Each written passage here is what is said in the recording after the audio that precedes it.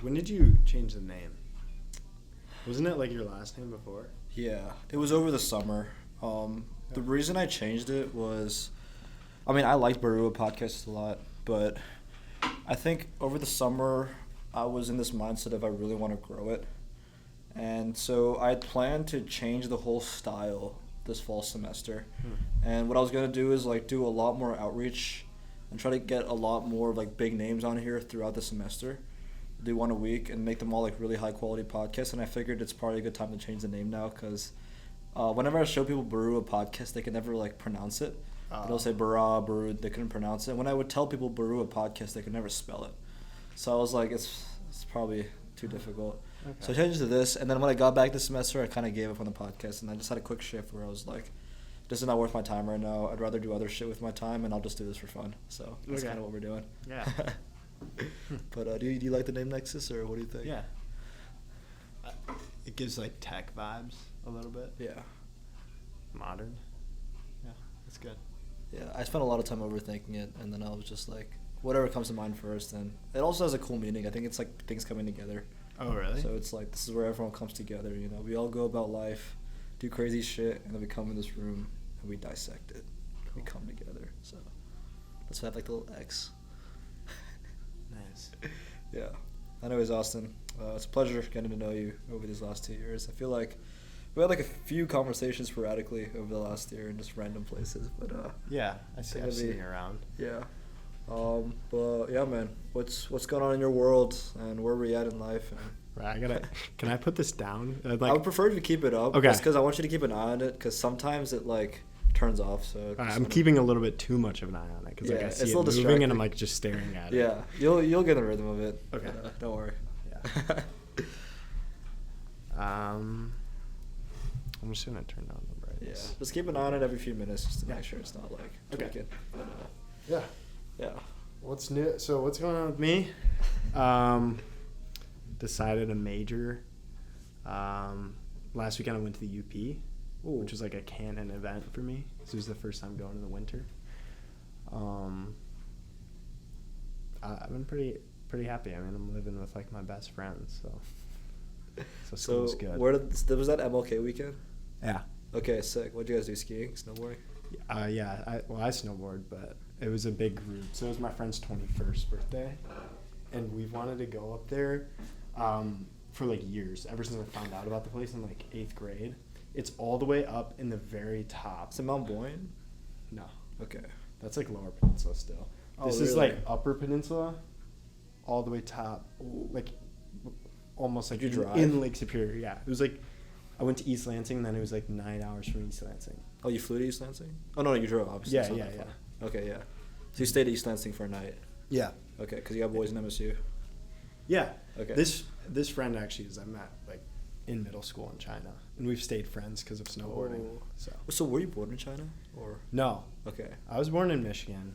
I've always like been from Michigan, but we moved away a couple times and like kept the same house. And you know, I was there in Shanghai in 6th and 7th grade. So one day your parents were like, you know what? Let's just go to China. Well, it did like not quite like that. It's the way it goes is like one day.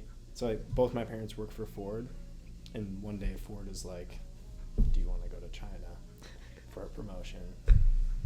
Like, yeah, that sounds awesome. And it happened like a lot. It happened a few times in their career, so that's why we moved all over both Asia. times. And before I was born, my family was living in Mexico too for the same reason. They also turned down an offer to go to Turkey like in the 90s. Like working for Ford, if you have the right like job. I don't know if it's how. Are they engineers or what are they? They're both IOEs. Okay. We moved for my dad's job, which was in like launching new cars with Ford. So that's why you'd have to be where the factory is. Okay. So a lot of them on customer facing side.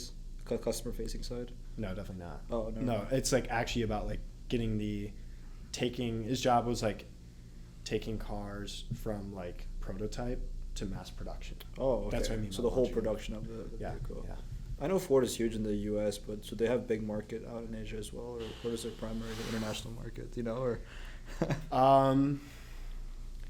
No, it's not huge. I think they're profitable in a lot of places in Asia. So when I lived in China, they were doing all right and they were growing. This was like in 2017, 2018. But since then, like I could get into this more, like the whole China thing. Let's do it.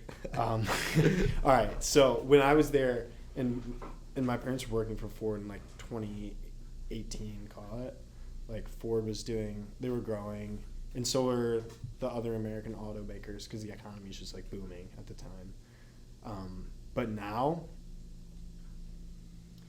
China's basically done with Ford. They're done with all of the What's Ford now? automakers. Like how recent is this? I would say since COVID. Okay. But when like, at least in the auto industry, if you want to sell in China, you need like a sister company, a Chinese company, and you basically like give away all your IP, and they get to make like your cars too with a different logo. Ooh. And the purpose of that is to like, in exchange for you selling to the Chinese market, you like teach the Chinese how to do like everything that you do as a company. So like there would be like a Ford Edge with just like a Chinese logo on it, and like same thing for That's all crazy. the different brands. Yeah. So this is happening when you're in 5th, 6th grade. Yeah. And it was really effective. Like that's how they learned. Like that's how their economy learned to like build cars. And then once they figured it out themselves, they were just like, fuck you guys. just like undercut you. Like they didn't like actually kick the companies out, but like about after COVID, like there was just no place for the American companies anymore. So do you So think we basically gave away all of our IP? all of our knowledge to sell for a few years, and I think overall like they lost money in it So this is a bad over decision, the course you of like think? 20 years. As if All it- of the companies did it though, because China's such a big economy and nobody like knew that they were going to do that. That's never happened I feel like the way you're wording it almost seems obvious, but I don't know like what was kind of going on at the time, right? But Well, I mean, yeah, when China was like growing a ton, and you're like, oh wow, we already sell in other places, all the way around the world. China like seems like a no-brainer. yeah, And you're like, oh, just like have a second brand that you like teach us how to do it. sneaky. Yeah. Yeah, I was just talking to, on the way back, I was talking to one of my friend's dads about this. It was the friend that I met in China, and his dad was like more on like the finance side of things, working at Ford at the same time, also in Shanghai, and like he actually explained a lot of that to me. But yeah, makes sense. Interesting. So do you think so? Overall, this is a bad economic decision from the U.S. as a whole. I mean, I guess it's hard to predict, but you know, we kind of fucked up. No, because things like Starbucks are still thriving there. And start in China. Yeah, and like, So with other businesses besides the motor industry, was it a similar kind of like we'll put our own brand on it if you teach us stuff, or I mean, I don't know. I don't know. Okay. I actually don't know, but I know I know that's how it was for cars. I'm not sure there's many other things that are like that complex that like, where they would want to do that, but. Yeah. I mean, well, it's a dictatorship, like they can do that. Yeah, so when you're, what, like 10, 8, 9 years old, or how old are you in 5th grade? I don't know. In 5th grade? Am I stupid? 12? No, 8th grade I was 13. Really? Right? I don't think so. 9th grade I was 13. You just went from 5th. Wait, so in To 8th nine. grade you've got to be like. Yeah, 9. 8th grade, I feel like you're 13 and maybe turning 14. No way, really? Yeah. Oh, 8th grade, right. Yeah. So like 5th grade, you're probably like 9. Anyway, so you're 9 years old and your parents are like, we went to China. Like, how did? Well, I went to China. Doesn't really matter, but that was in 6th grade. 6th grade. In between living in Thailand and China, I came back. When did you live in Thailand? I moved there when I was almost 5. Okay, so you've been across the map, so you don't have much of a conscious decision of like what's going on. No, I didn't like know what Thailand was at all, or like it was like. Here we go. Like, yeah, it was just like you follow along, and it was Yeah. normal. Because I'm just imagining at 5th grade, if someone told me we went to China, I'd kind of freak out a little bit. Yeah. So when did you come back here? I lived in Thailand from when I was 4 until I was 9. So that was until like 3rd grade, through 3rd grade. And then 4th and 5th grade, I lived in Michigan again. And then left again for Shanghai. And then we got really lucky in a weird way. Because I was supposed to stay there through 2020, which maybe you can see where this is going. But they sent us home a year early. So we moved home in 2019. I was like devastated. But I loved my friends there. Yeah, exactly. I loved my friends there so much. I was like devastated to move home. But a year later, I realized like God save all of the stuff that happened. Like I had friends that were obviously still there. But like they only more recently did I like actually hear the stories of like what it was like. It's surreal what they did. Like they would, at the peak of it, they locked everyone in their apartments. Like you were not allowed to leave the door. Holy. Like people that had dogs and like pets, they were like not going outside. They were so your friends told you? They were just like shitting in the apartment. Yeah. They're shitting in the apartment? Yeah. Okay. And also you couldn't even go get groceries on your own. So they delivered. Like you remember like COVID here, everyone's like complaining about having to wear a mask in the grocery store. Yeah. Over there, you couldn't even leave. They boarded up doors. They like physically boarded them up. And In the Shanghai. way you got food in Shanghai, yeah. And the way you got food is they would send you like this government issued basket of just like Chinese vegetables. Chinese vegetables. Yeah, it was like horrible. And like these are people that like. It's even funnier for like American expats that are like really successful people and they're just they were living off of a basket of like Chinese government issued vegetables. Wow. Yeah. So I got lucky. Like yeah, because really there was like lucky to no move back. travel. How long was there no travel for between the U.S. and China? They closed off I everything. think right? it was a couple, or it was more than a year. Yeah. Your whole trajectory would have been different in life. Maybe. I don't know. Well, I still would have had like the same high school experience. Yeah. Because, yeah. But. Very So yeah, after that I was in Michigan for all of high school, which was cool because I think high school in the U.S. is like a fun experience. It's just the best. Yeah. Yeah. I wonder never experienced it in another country, right? So you can't really say as to how was school different in middle school at least like. So over there I went to like a international like private school. So was it a lot of Americans or not American but like. Yeah, it was. White people? In order to go to an international school in China, you have to have a foreign passport. So what that means is you're either an expat like me, or you're like a super wealthy Chinese family that like went to Canada just to have your kids born, so that like 10 years later they could go to international school. So international school's better. Yeah. Obviously the Chinese schools are like good, but with a foreign passport it gave you the freedom to like choose your school. That's another to international schools in China and Taiwan and stuff like that. You what? I have friends who've been to international yeah. schools in China and Taiwan and things like that. So I bet I know the school that they went to. There's not like a ton of them. Because I went to a boarding school called Petty. Okay. I don't know if you've heard of Petty, but it's I don't know any other boarding. It's a top boarding school, and we have so many Asians there who fly from like China and Taiwan and Korea to attend this school. I mean, these are kids who are applying to like they're applying to like all the big New Hampshire schools. What are they called? Ivies? No, for high school. What are some of the?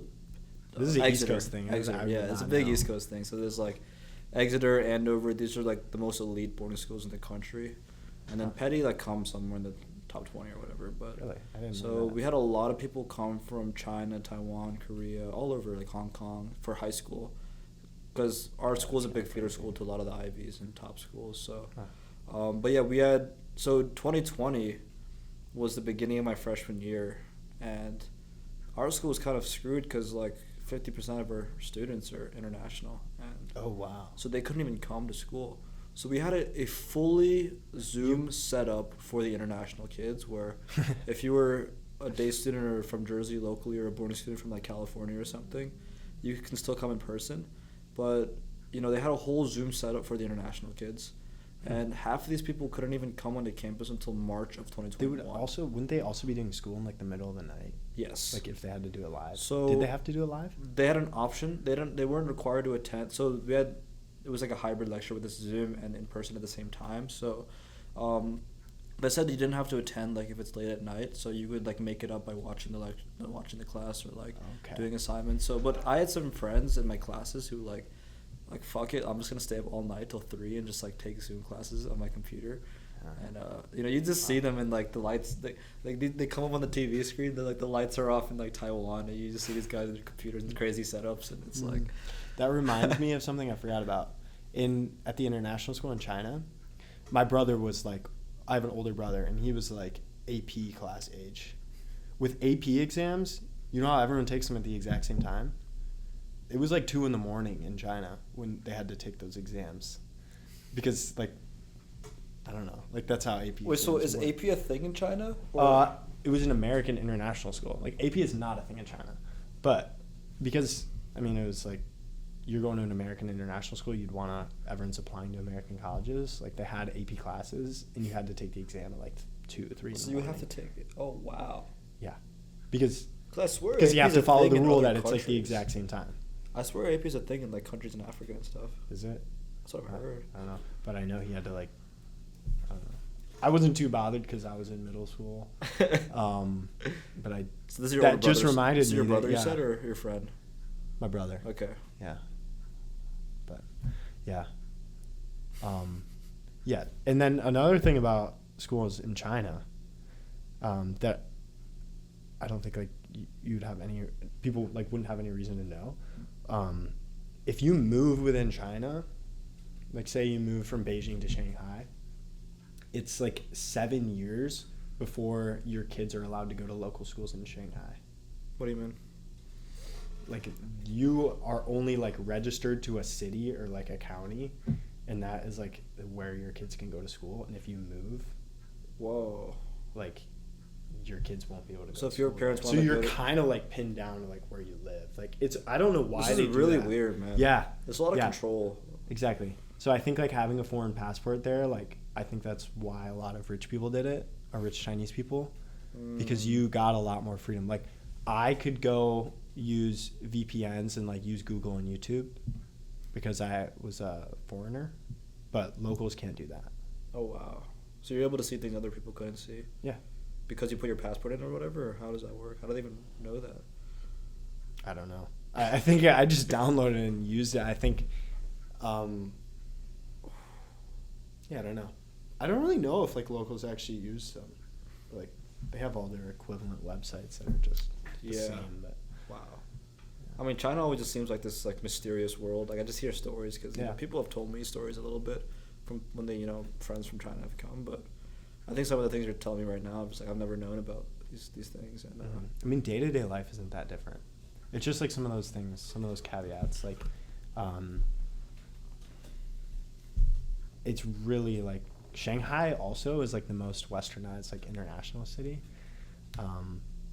It really felt like a fun place to live. Like you didn't ever feel like you were living under like communist rule at all. Okay.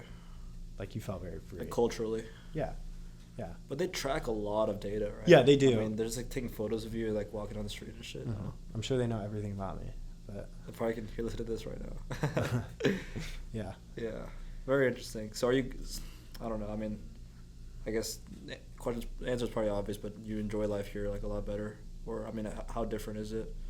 Yeah. I would get that question a lot, even as a kid. Like, oh, where do you like living better? Where do you like? Thailand, China, U.S. And like, I would always say like. I remember my response was always, I'm really gonna miss China, but it's nice to be home. Like, to be honest, like life was way more fun as a middle schooler in Shanghai because it's so safe and like so walkable.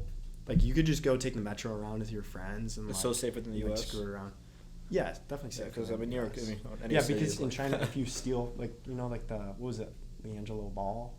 Oh, he stole from Louis Vuitton. Like, yeah. Like they take crime. Why did he do that? So seriously, because he's stupid, bro. For the if Lord. Angelo Ball is listening, Bro, what would you do with, bro? Just buy the damn purse. yeah. No, they take crime so seriously. It's like just safe. Like no one does. That's a good thing, Because I you would go to guess. jail for life for stealing like a Yeah. Twinkie. Yeah. Like I'm not against. I'm against all the control and data stuff, but I mean, at least as a middle schooler, I'd probably be pretty happy. Mm-hmm. It would be. You know? Yeah, it was really fun. Like safe. That's it's nice to feel like you're safe. Mm-hmm. You know? And I was sad about moving home just because you like. There's a lot of pros and cons about being back in the U.S. Like, you don't feel special when you're back home. Like when you're in China, like you're just like. You're like. Do you feel like people always look at you like, oh, that's the white guy walking by, or? It was more normal in the cities, in like the main cities, but if you ever left like Shanghai, like people would want pictures just because like you're a white person. Like I had a ginger friend and we would go on like class trips. If you ever left the city with a ginger in Shanghai, it's like you're a celebrity. Yeah. Whoa, what It's is like, that? Yeah, that's like red hair. Yeah. Wow. What's the culture like amongst the people there? I guess the kids. I mean, you went to an international school, so I don't know if you really felt the culture of Chinese kids, but so specifically at the international school, one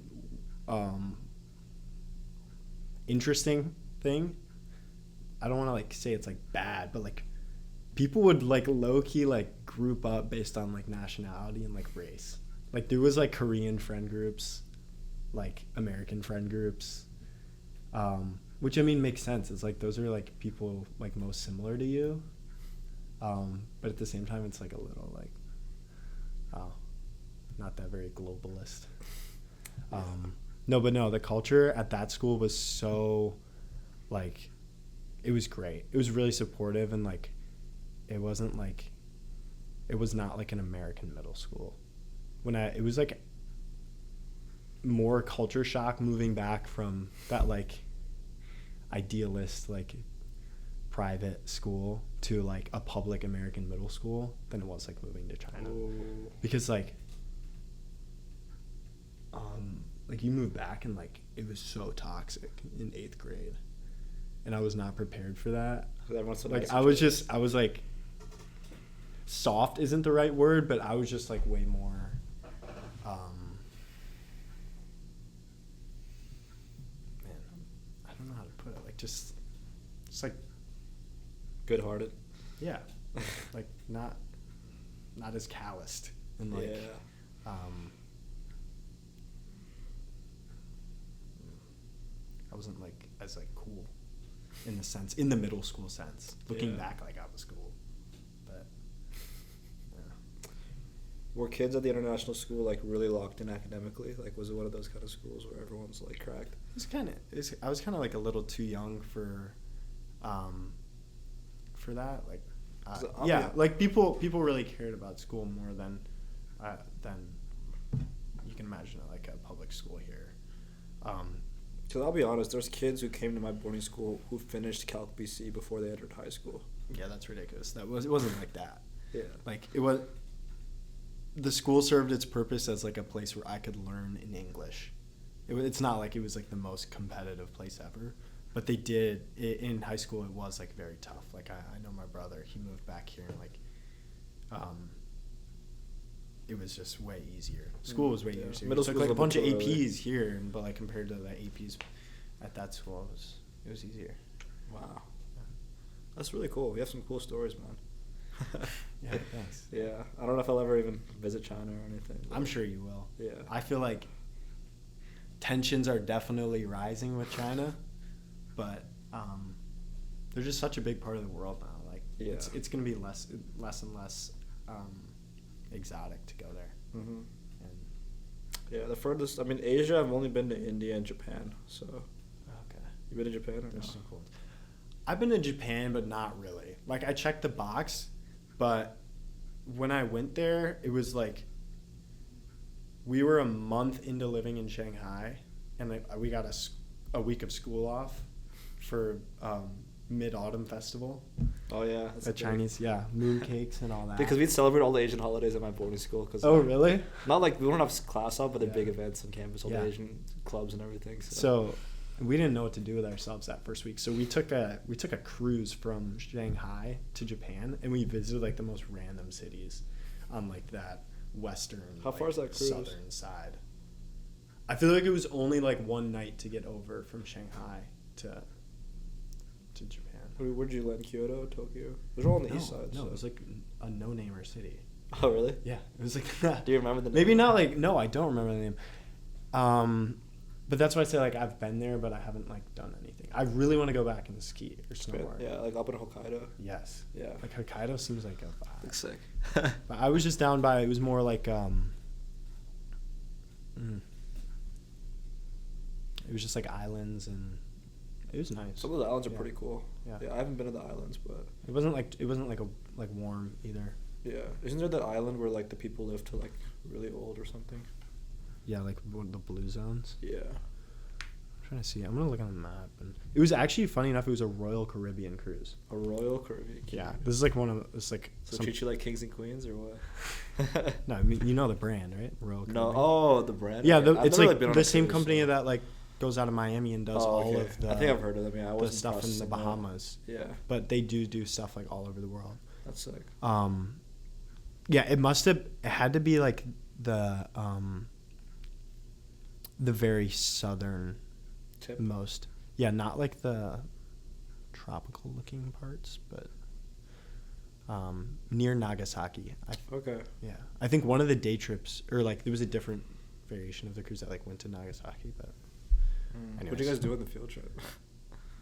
I remember going to like this like temple type of building. There's a lot of them over yeah, there. Like and that was a lot of like my traveling as like a younger kid was like around Asia because like you're close to like a ton of different countries like that. And I remember being so bored by like going to like ancient palaces and stuff, and like I look back and like, wow, I really didn't appreciate that as much as I should have.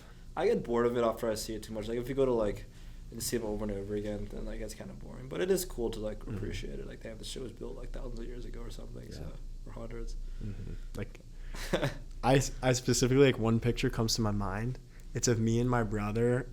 I was probably like 6, so like nothing's offensive when you're 6. But like we're at like this Buddhist temple in Bangkok, going like this, like imitating the statues behind us, and we're like making funny faces. Like, oh, I don't think that would fly nowadays. Yeah. If I did that as a 20-year-old. Yeah, maybe we should go try this time. Yeah, just like. Yeah, you're like, who are these kids, bro? Yeah. Yeah, that's funny, man. Yeah. So in China, you had an international passport, so you were fine. But if your parents had decided to move to Beijing and you were a local, you literally could not go to school there? Yeah. I'm There's pretty no sure way. that's like how it works. Like there has to be some sort of exceptions. I'm sure there's a lot of process. You were pretty.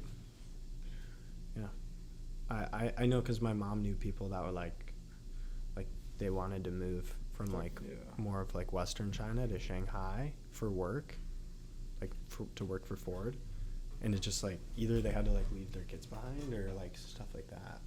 Yeah. I don't know the reason behind it, so. Yeah, your audacity's still going, right? Yeah. Yeah. That's one of the things that's like so important to me. Like I hate the feeling of being constrained, and you know I think one of the biggest things I care about the most in my life is having freedom, like freedom over how I want to spend my time in the day, freedom over like where I want to be. I think those are the two most important things to me, and you know that's why I feel like I enjoy college so much more than high school, because I can control my day how I want to, and you know I've like, you know obviously you have lectures and stuff, but you have a lot of freedom for how you want to spend your time in your life, and I like that, which I think regular jobs will kind of, you know, I guess we'll see. But I like jobs where like obviously high expectation, high workload, but you don't have to come at 9 or 5. You can just come whenever and just get your shit done. But you think you'd want to work a remote job? No, I'd like to work on site, but I like being around the people and everything and that I'm working with. But I mean, at least it's it's obviously far in the future, but where we end up. But I think as of now, I'm leaning towards startup kind of culture and in person. Like I like to work with the team and stuff, but more accountability where you get your work done. You can kind of come whenever, but I don't know. Like I don't like that you have to like come at 9 and like check in or something like that on the dot or late. Like I don't like that, but it's like a culture of people who are driven and work hard. And I know it's getting off topic of what we're talking about, but the reason I bring this up is because with China, like you can't move even if you wanted to, like that feeling of constraint and lack of freedom of where I am, like that kind of sucks, you know. I'm big on like wanting to live somewhere cool, like having a childhood where you like have like your home base like in the suburbs of Detroit, and then you just go all these crazy places, and then like end up back there. It like really makes you want to like live somewhere that you love. Cause like I love Detroit, and like I went to like a great high school in like that area. Well, you're Northville, right? Yeah. Is Ty from Northville? No, someone's from Northville. I met a guy in Nexicon who's from Northville. He knew you. He's a transfer student this year. I forgot his name. You transferred here? Oh. Yeah, he's a sophomore. Indian guy. Okay. Anyways, get back to we'll have to figure that out who that is. But yeah, where was I? Yeah, so like I just know like I don't want to end up like in the suburbs somewhere. Like it just sounds so boring. Like I want to live somewhere like I have a list in my mind, kind of like Maine, Colorado, or like Scandinavia. So you love nature and cold. Yeah, that kind of stuff. Definitely. Have you been to Scandinavia? Yeah. Where at? I've been to Iceland, Norway, Sweden, and Denmark. So okay. That's all of them except for Finland. Yeah, I've been to Iceland, Norway, and Sweden. So. Oh, sweet. Yeah, it's beautiful. I didn't know you traveled that much. Well, Iceland and Norway were their own trips. In Sweden, we like touched. I'm kind of like the fake Sweden, kind of like for a day. But Iceland and Norway were two separate trips. So yeah, that's pretty neat. But yeah, like I just want to end up somewhere like cool where I can really do my passions, because like my biggest passion is like snowboarding, and like being in the Midwest is just not very conducive. Like in high school, I spent like all of my weekends in the winter at like this basically trash hill, because like they had snow and like I could go to the terrain park. I just know like a place like on the water. Another place on that list was the west side of Michigan, or like maybe the UP, because like you're just being on Lake Michigan. I need a body of water and like a good winter. Do you like the summertime at all? Yeah. Okay. Of course, yeah. Water sports. Yeah. So would you stay in like Maine or whatever if it was in the winter as well? Mm-hmm. That's good. Definitely. Respect it. Yeah, I was mentioning that on the way. Yeah. And, like, I love snow. Maybe that's because like most of my childhood, like snow meant being home in Michigan. Yeah, like breaks. Like, yeah. And the Christmas time as well. That's just the happiest time of year, I think. My favorite holiday. Yeah. I definitely have like a weird passion for it. Yeah, I mean, I think it's pretty common, right? Snowboarding and stuff. But I think the level of what you care is pretty unique because, most people I'm talking are not like, I want to live in fucking Maine, fuck the suburbs. But, yeah. There is, I do appreciate the winter a lot. Like, there's something, I mean, obviously the snow, when it snows, like, it's hard to be in a bad mood, I feel like. It's just very relaxing and peaceful. Yeah. Especially driving in the snow and just playing some music. It's great. And when it's really cold, it's kind of exciting too, as well. Yeah, that's what I'm trying to say. Like, it's kind of a grind, and it's kind of fun. It's -20. I'm like, this is sweet. Like, I'm at like the South Pole right now. This is awesome. Extreme weather gets me excited. Like crazy rain day or like a tornado gets me excited. No, that gets me nervous. But like some like crazy like wind or like rain and like I just feel even extreme hot. Like I just feel like I think it's like because it feels like more like adventure. Yes, I love adventure. It feels like a little change of pace, undomesticated, like some weather that like you're just like not prepared for. I have this weird thing about randomness that's very fascinating to me, and I've noticed this. I can kind of explain what that means because what do you mean you're obsessed with randomness? But there's something I find so cool about unpredictability. And I can tell you a couple ways that's manifested in my life. I think the first is this podcast, because there's not a single podcast I planned. And it's like, who would have guessed the last 48 minutes, right? But there's something I love about unpredictability and just like, let's see where shit goes. And that's why I like the weather so much, because, I mean, that's the essence of unpredictability. Because I've not checked the weather app in 3 years, because the most exciting thing is like, what the fuck's going to happen? It could be a terrible snowstorm. You don't ever check the weather? That's actually really funny. It's that kind of exciting. That definitely like bites you in the ass, I'm sure. Well, if it's winter, I'm like gonna wear a sweater and a jacket, you know. No, but there's days where you wake up and it's like 50 degrees and then like a cold front comes. I do that, and and you're probably in a hoodie and it's like 20 something. Yeah, that happens. Yeah, but I usually have stuff in my car. It's not that deep, but it is kind of fun. Yeah, like, but I'm like willing to take that just because there's something so exciting about like who knows when the next storm's gonna hit, but I'm like, this is gonna come out of nowhere, you know, and that's kind of exciting. That is cool. So it's like word of mouth. You hear about snowstorms from like word of mouth. Yeah, I never look at the news or Okay. anything. I won't spoil it when I'm not around you. Thank you, Austin. I won't. You got me. It's like My parents think I'm crazy. It's like a good movie for you. Yeah, but I definitely understand where you're coming from. Where it's like what it's pouring. I remember there's a couple days last year where remember how bad it was raining. There was one day I just remember vividly. I was in Alice Lloyd and I was gonna walk to Walgreens and it was just pouring rain. It was insane. Mm-hmm. And I was like, I'm still gonna go to Walgreens, and I ran through the rain just for fun.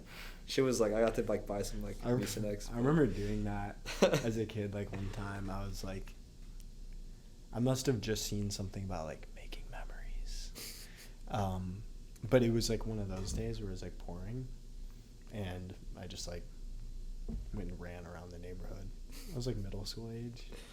Yeah, and I was like a grown man in college when I did. It's probably a little corny. Yeah. If I like saw a kid doing that now, I'd be like, oh.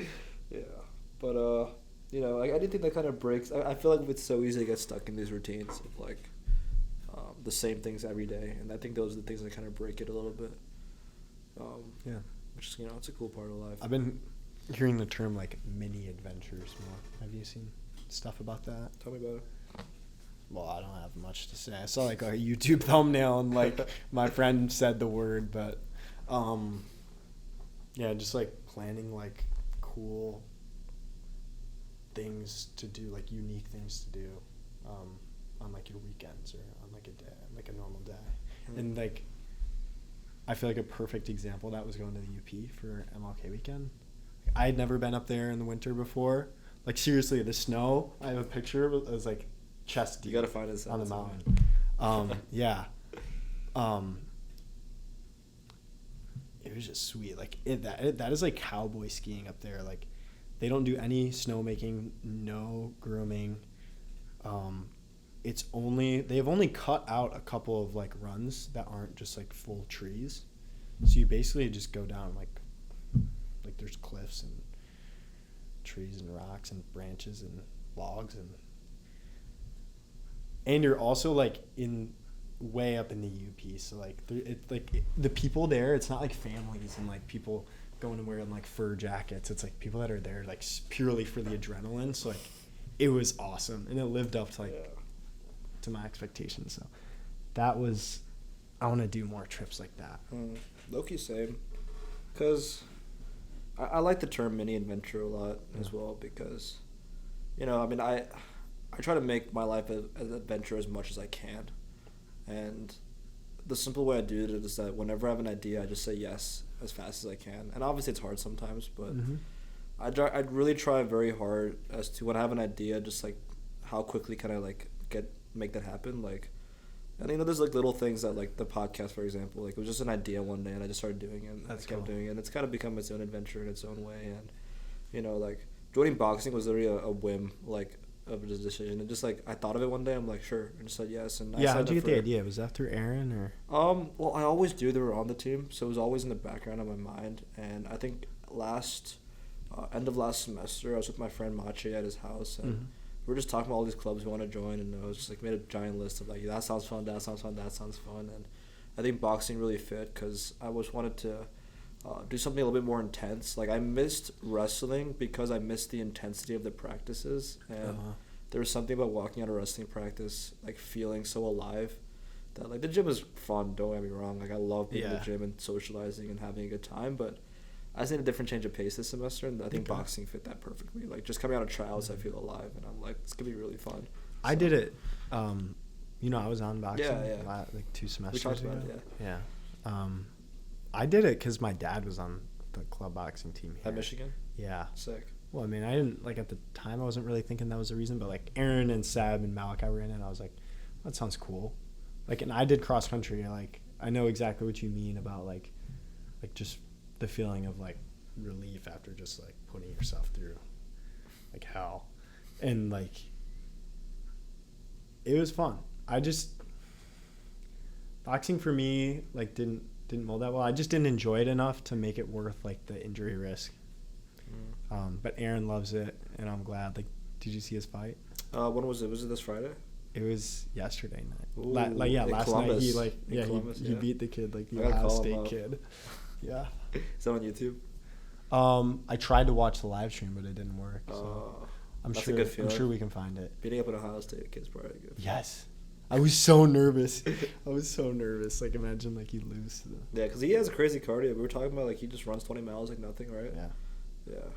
I think probably when you talked to him last year, he was trying to, like, run a marathon. Yeah, he was. And then he just, like, did it on his, like, third or fourth try. Yeah, that's pretty crazy. What a guy. I hate running. Like, I have good cardio. I'm more of, like, a hit kind of guy, like, high intensity. Mm-hmm. Like, I'll do, like, dynamic stuff or, like, sprints and, like, obviously for a long period of time, like a practice or whatever, but just straight running nonstop, that kills me. I don't like that at all. I actually put that on my list of stuff that I could actually have something meaningful to say about. Let's do it. Yeah. Because I ran cross country in high school, and I didn't do it like, I wasn't like, oh, I want to do cross country. Like, I did it because I ran track and like the coaches really wanted me to. And then obviously people always wonder, like, why would you do that? Like why is, like, that doesn't sound fun. Like, why would you do a sport that's like just running? Like, how do you enjoy that? And honestly, like, you don't enjoy running. Like, nobody, like, running does suck. But like the team and like going through that kind of stuff with other people is like what made it great as like a high school sport. And I don't run, like, some people really stick to it in high school. I don't really run that much anymore. But I noticed, like, looking back, what it did for me so much is, like, it's a amazing way to, like, relieve stress. And, like, maybe the most, like, natural way to do that for yourself. And, yeah, it just, it does feel so good when you're done. Like you said about wrestling, so more people have to run. Like, yeah, it's anything physically demanding, plus community. I think everyone can say great things about it, right? Mm-hmm. Which is why I love America's culture of high school sports. Yeah, middle school sports. Mm-hmm. It's so great. It's not a thing in other countries. It's just not, and you probably know that better than anyone. Yeah, like no, yeah, in China especially, it's like. High school is about high school, and it's not about like sports is niche. Like, oh, he plays a sport. Whoa. And they have one test at the end of their high school that like determines their whole future. It's crazy, right? Like Gaokao. It's like they take it and it's in China. Yeah, and like sports. That's one thing America does really well. Yeah, I love it. Right. The gym culture, the sports culture, like they've really hit home, and I think it's just so good for you in like developing as a person. Right. And again, I think just because it combines something physically challenging with a community, right? And like everyone can look back and think back to those, crazy wrestling practices where you're just like, God, that was so brutal. I can't believe I did that. To like all the memories with your friends, like after like meets, going to Chick-fil-A or whatever with the team, or things like that. Like, those are the memories you remember. Yeah. And, you know what's hard? Like sneaky hard, is yoga. I've tried it for like the first time, like. Within the past couple of weeks, it like genuinely, I'm like shaking. It hurts. Yeah, I don't know. Have you ever done it? I've like I wouldn't say I've done yoga like consistently. Like I've here and there probably tried stretches and things like that. Yeah, but you should like do a YouTube video. Yeah, and it feels so good. And like, but it is hard. Like, I was like thought it was like a joke. Like Quinn's big into that stuff. I think. Oh, he is. Yeah, I should talk to him. I don't know if he is. I think he is. It's been like a long time since we did that podcast. Episode 72. It's been doubled since then, right? Because we're at 140 now. Yeah. that's a long time ago. Yeah, sweet. I think that I did try some stretches and stuff that hurt really bad.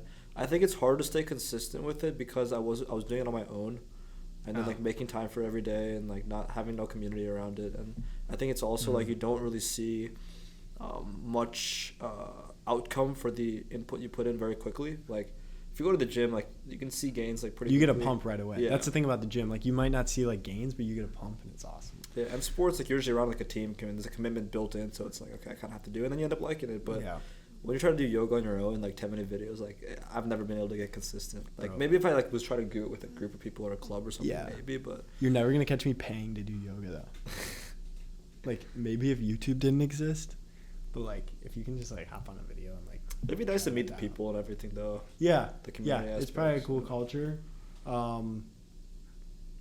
I just in my head it seems like just like a mind-boggling like way to throw away money. Yeah, that is true. So do you do yoga consistently? No, I've like Okay. done it twice, but I do really like it. That's like it's one of these things. I have a lot of things where like I make a part of like not a part of my identity, but like that I like think about a lot. But they're things like I'm not really into yet. Yeah. But good to they're have things all I like of them, want to though. get Yeah. into. So like things like entrepreneurship, woodworking, yoga. There's too much to do in this world, bro. Yeah, I wish I just had infinite hours forever and for Yeah. all time. but like lake surfing. It's like surfing in general is like probably my biggest one. It's a lot like snowboarding, but you can do it like when you can't snowboard. Have you done surfing before? Yeah, I've done it a couple times. Like this past summer, I did it in Spain. Like I was studying abroad. Oh, sick. But I got to do it for a couple days, and I like the friends I was with were like, oh, whatever. Yeah, I was just like, this is the best thing ever. And So was it easy to pick up because you snowboarded? Or yeah, Okay. like board sports. I picked up snowboarding really fast because I had wakeboarded. You know what that is? No. Like behind a boat where you're like this and you see the guy Oh, do the yeah. flips. I never did that, but Yeah. like it's the same exact dynamics like that transferred to snowboarding. I tried it the first day I tried snowboarding. I could like hit a rail and like do a lot of stuff, and then it transferred to surfing.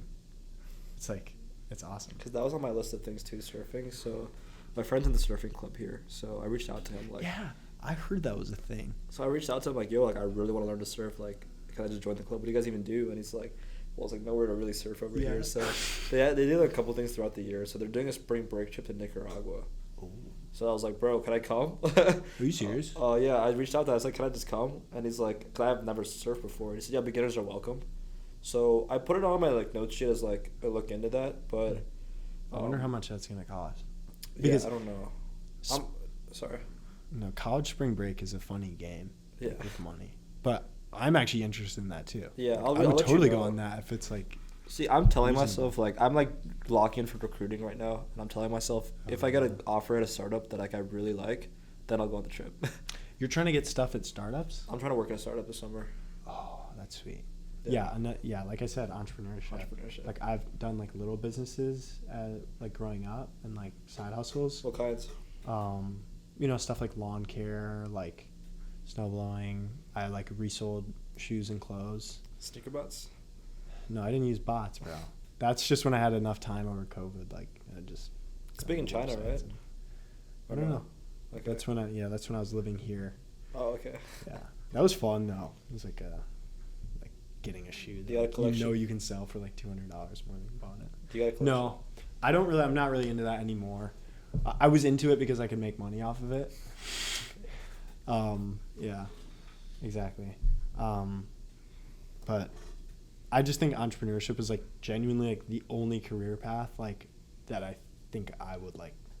I just know that's like It it's just for fits me. you. Yeah, it fits like you what I too. want. Because it's the do. adventure, I think, Yeah. of it that it's so unpredictable. Mm-hmm. That's like it's gonna take a lot of hustle and combine so many skill sets. And I mean, I feel like what you're doing is really smart right now. 'Cause I don't know if this is what you intended, but I think majoring in something like naval architecture will give you such a niche in knowledge in a specific industry. Where I mean, I don't know if you want to do startups in naval architecture, but there's probably so many, right? Yeah. Innovate. Yeah, when you talk about like entrepreneurship here, like a place like Michigan, it's like you think of like AI and like apps. Like that's not even what I mean. Like I would be happy like as long as I'm just like a business owner, like of like even a cafe or like Yeah. a hostel. Yeah, Like, it's still stuff I sick. love, like something I really Yeah. love. But yeah, that's kind of like really digging into like why I picked naval architecture is because like I face the fact like, oh, I don't want to be a career engineer anyways. So why am I overthinking which major of engineering I want to be? And my mom was just like, yeah, just pick the one that like sounds the most interesting. Boats. Yeah, because I don't plan on being a naval architect for that long. Maybe I will be, like if I really, really love it. But no, maybe I'll start a business in that industry. If you end up liking the culture. Yeah, if I'm like really passionate about it. But I don't feel like I have that master plan of like, yeah, I'm gonna start a shipyard or something like that. No. Yeah, time will tell. You never know. Mm-hmm. Life takes you down so many paths. But so, what do you even do as a naval architect? So you design ships. Yeah. So the major here is called Naval Architect and Naval Architecture and Marine Engineering. It's literally just making boats. Like, it goes beyond that. It's like any like offshore structures, like offshore renewables, oil rigs, submarines, and just like engineering projects that are underwater. So we just kind of like specialize in that. But naval architecture as a term is like designing a ship and like everything about it, like the solid mechanics and like actually like kind of architecture work too, where you decide where everything goes. It's pretty so sick. Yeah, it's pretty unique, and it's such a small program. Yeah. Too. Was it like how many people in your grade? Like 25. University of Michigan. Yeah, and we're like one of 3 schools in the U.S. that offer it. Yeah, it's like a super interesting time to be in naval architecture because, like. I mean, I figured you need more people who can make up ships, right? Yeah, like the U.S. shipbuilding industry is like dormant. Like we used to like. In like World War II, we'd like put out a ship like every day. So was it huge back in the day? Yeah, like the Yeah, industry was studying, massive, and then now basically like China, Japan, Korea, South Korea make like the vast majority. China makes more than 50% of the ships in the world. So we import most of our ships. For commercial like international shipping, all over the world, it's so globalized. It's like maybe one of the most globalized industries. All of like the ships in the world are like basically just made in Asia, except for there's laws in the U.S. where if you're operating between U.S. ports only, your ship has to be made in the U.S. Mm-hmm. And obviously all of the U.S. Navy ships are made in the U.S. Yeah. So like all of the industry domestically is like one-off ships that aren't for the Navy, and then basically all the Navy. So those are biggest clients. Also some yachts. Yeah, Why yachts not? are cool. So you want to build yachts or to build Navy ships or everything? Yachts for sure. That's what my internship is for this coming summer. Sick. It's a yacht company in Michigan. It's like the only place that builds boats boats in Michigan. Yeah. Wow. What's the company called? Tiara. Yeah. Okay, sick. It's expensive. I can't wait to talk to you after. Like, yeah, I just spent the summer building boats. Yeah, well, I'm doing quality. I'm gonna be like on the plant floor, like.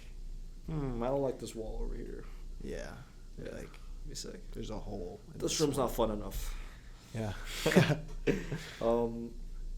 Yeah. So, have you only taken prereqs so far, or have you started taking some NV Basically courses? Okay. I took like the one intro class that kind of covers it all before you get into everything. And it was so cool. Like, I loved it. I'm really happy, actually. But I do still question it. I don't know if this is a common experience with people maybe in engineering or college, but, like, I do have moments, like, a lot where, like, maybe I should... where I'm studying in the Mechie building. I'm like, maybe I should do Mechie. Like, they can kind of, like, do it all. Yeah. Or, like, I'm studying in the IOE building. It's like, oh, why did I switch out of IOE? Like... I could be a consultant. Nice. Yeah. And then I'm like, oh, wait, no, that doesn't sound as fun. Like, yeah. It's a tough game. Like, you never know for sure anything. Mm-hmm. Like, we always doubt. I mean, I'm pretty clear, I guess, now in kind of where I want to be. But yeah, it's a very hard path to get to where I want to be. Yeah. So, yeah. I mean, startups is wanting to do that is, like, it's real stuff. Yeah. I mean, it could be my own, but even just, like, working in a a team of or on a startup as like an engineer. I mean, I just feel like it'd be so sick to just like work with a small group of people making something epic, you know? Yeah. The only podcast I listen to, besides this podcast, is it's called How I Built This. I don't know if you ever heard of it. I don't think so. It's a guy that basically interviews like founders of like household name products and companies, and they just tell their story, and it's like so inspiring to me, and it backs up every reason why I want to do entrepreneurship as my career. Yeah. So when you say entrepreneurship, I mean, I guess you already touched on this, but just any kind of like even just owning a cafe or fuck it, right? Yeah. But like. Yeah, not necessarily tech. Yeah. So are you at all open to like some innovative tech startup route or no? Yeah. Because that's kind of where I'm going. I haven't even mentioned that, but like probably one of my biggest passions also like is like climate mitigation. Like such an interesting topic. I think it's the biggest or the most important political issue. That's my opinion. I think the more you learn about climate change, the more someone would agree with me on that statement.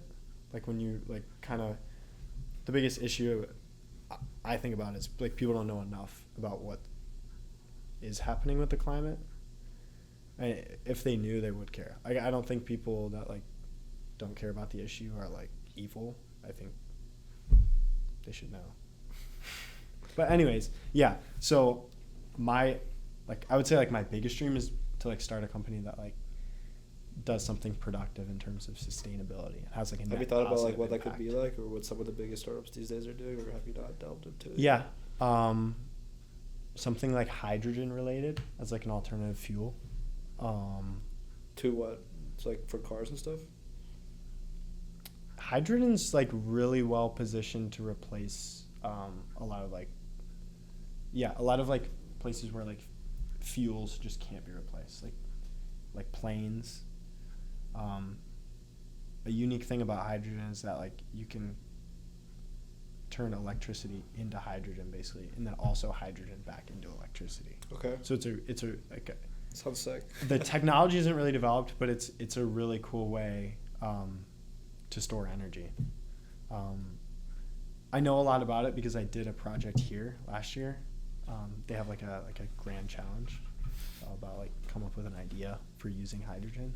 Was that part of a class? Mm-mm. Oh. It was just like independent in the College of Engineering.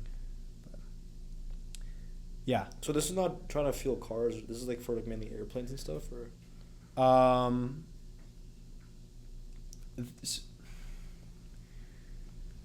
It's been like a year since I was on this project, but no, honestly, cars are like not, I think, where hydrogen fits in the best right what are your now. thoughts on electric vehicles and stuff? Are you pro electric vehicles or? Yeah, okay. I think EVs are great. Unfortunately, like a political topic, but like you can save a lot of money driving an EV, and they're really nice to drive. Like I'm like, they're pretty smooth.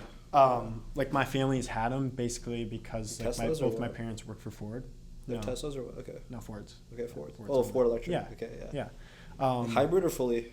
Fully. Okay, because I have an electric Honda. So I mean, sorry, hybrid Honda. Okay. Yeah. And it's just smooth. It's quiet. It's fast.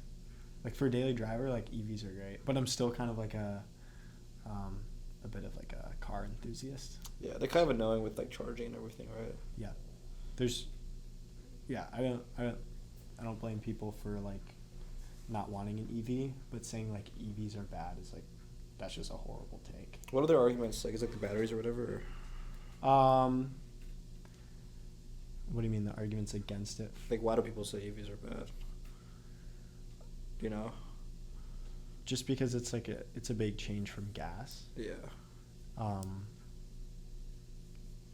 It's like annoying. Because it's political now. It's because like the main motivation to switch from like gas cars are great. Like there's nothing wrong with them except for the fact that they pollute. Yeah.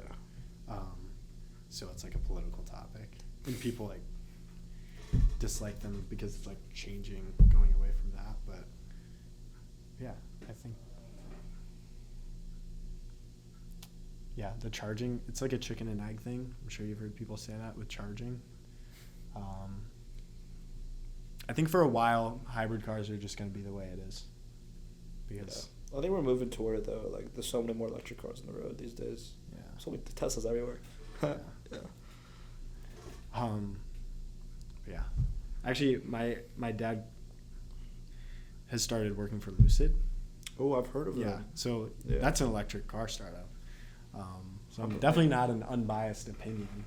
But I just think it's exciting. I think it's so much more logical way of a car working. Mm. Like if you think about like an internal combustion engine, everything that goes on, and like needing a transmission, and it's just way more complex than an EV. Like if you were a caveman, you were thinking like how this would work, you would definitely think of an electric car before you thought of like internal combustion. Interesting. That's cool. That's one of the reasons I'm like so interested in tech now. Doing CS plus trying to minor in EE as well. And I think the reason is because like I'll just be going through like lists of startups on like they're on Y Combinator or on like Apollo.io, and I just like look at these long lists of startups, and it's so cool how they're all in a different niche. Like one guy's doing climate change, and one guy's like doing future city infrastructure, and it's like these tech is this tool that's being used in like thousands of companies now and startups, and it's like I personally don't know what route I want to take it on, but you know, every time I read about a new company, it's like they're living their own little movie, you know? Yeah. Like they're changing the world in their own little way, and I think there's so many cool ways you can make the world better with tools like the technology, and that's what's kind of exciting that this year I really want to lock in, and either through my own startup or like try to land a solid startup where I'm like feel like I'm a part of like the motion of work with a small team doing some crazy shit like I'm in a movie now. Yeah.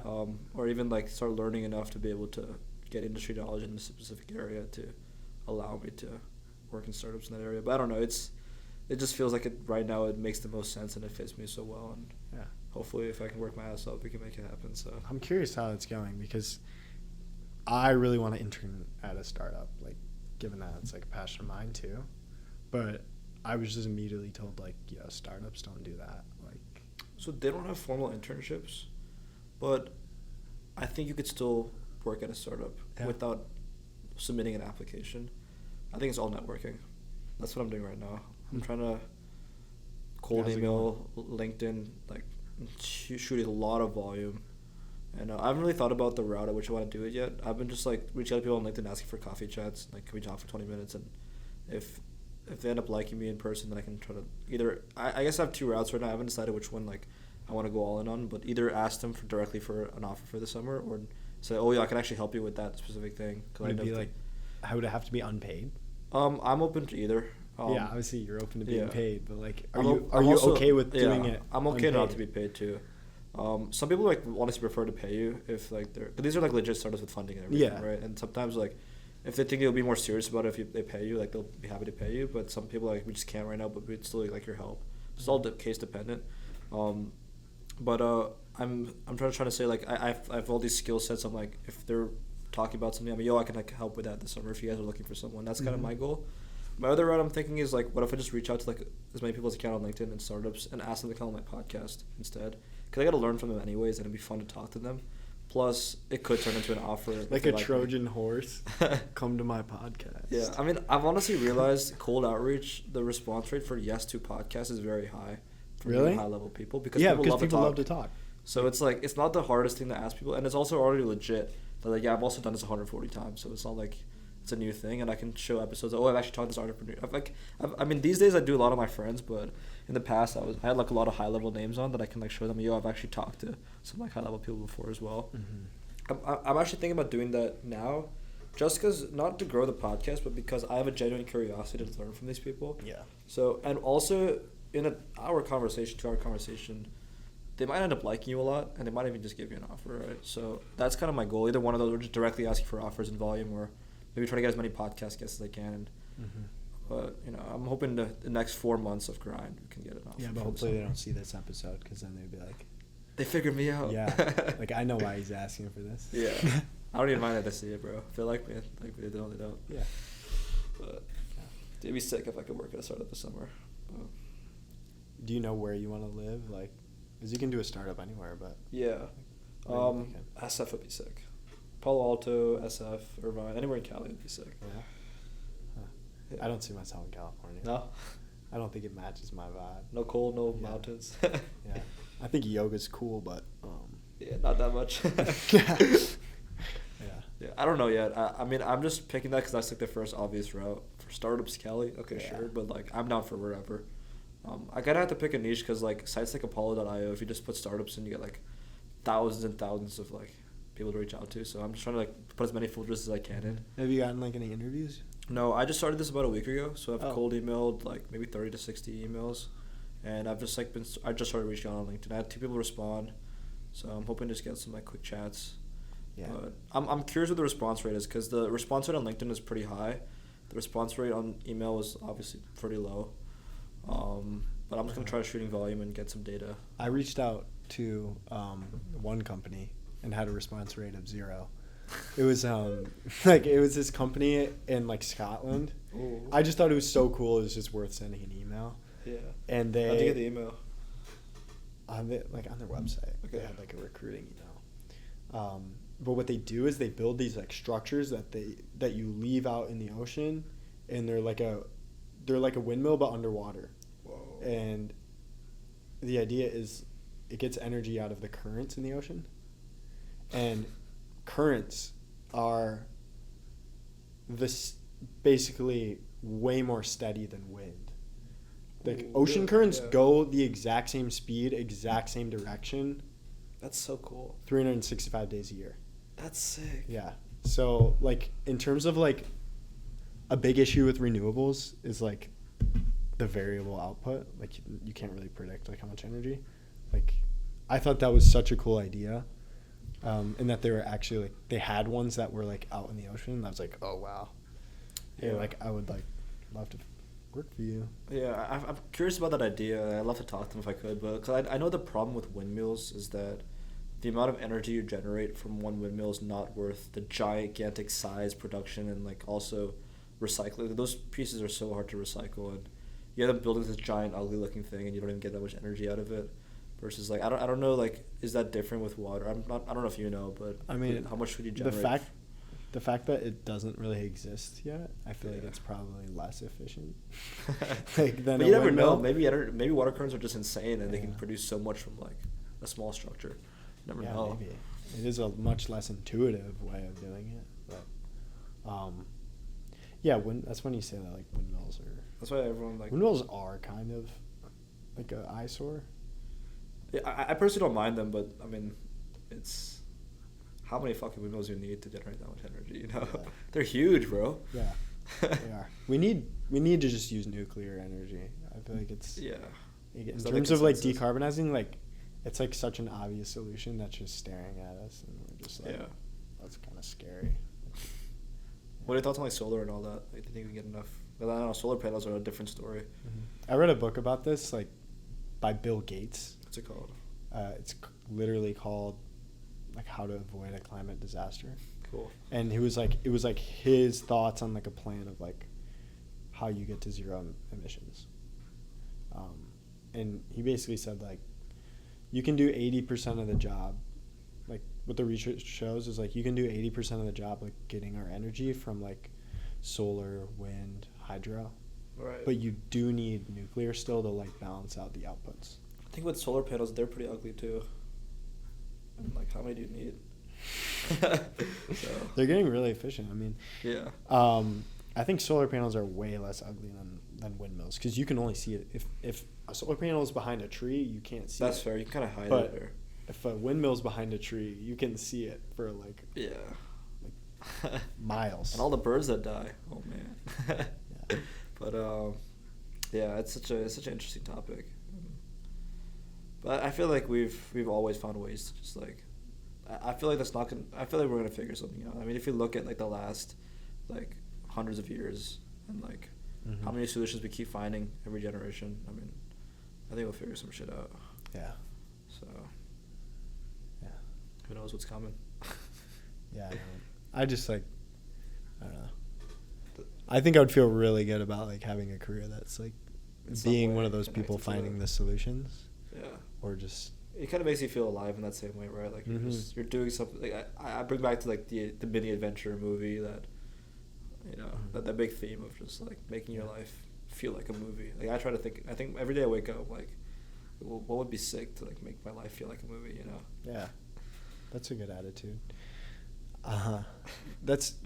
Entrepreneurship. I realized this like recently, what it was about it that seems so appealing as a career, and it's the fact that it's adventurous, it's the risk involved, and like, it's just cool. Like, I think people, I'm a type of person, you probably are too, where it's like,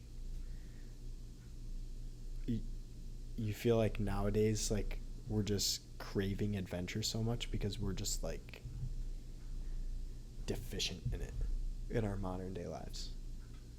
Like, yeah, there's just not a lot of risk involved with our daily lives, and it's not like you can just.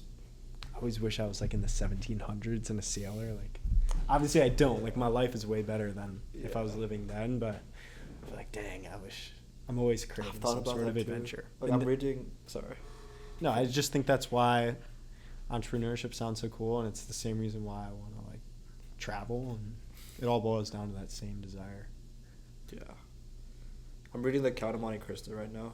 I don't know if you know that book. No, it's 1800s, set in Marseille, France. It's some crazy story. And like you see these sailors like and like the stories and adventure they go on and crazy shit they do and pirates and all this stuff, and I was like, damn, like life seems so great back in the day, and then you think that wait, like 99% of people were probably just peasants.